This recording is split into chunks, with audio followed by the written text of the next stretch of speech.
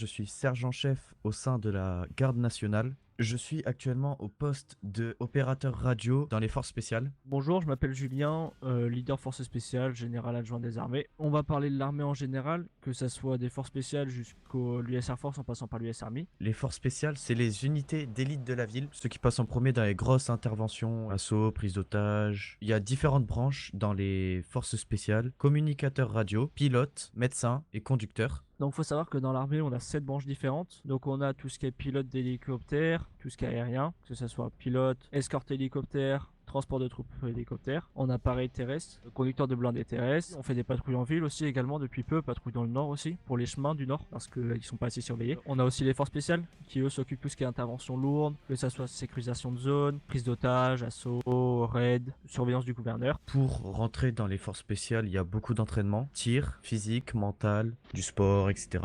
On fait souvent des entraînements du coup pour garder la forme. Ma branche de métier, c'est opérateur radio au sein des forces spéciales, c'est-à-dire je m'occupe de, quand les autres sont occupés, de répondre à la départementale, répondre à la radio, tout ce qui est en relation avec la radio. Ce qui est bien dans la garde nationale, c'est que par exemple, si on part dans patrouille blindée, ben, le lendemain, on peut faire pilote d'hélicoptère si on demande une formation.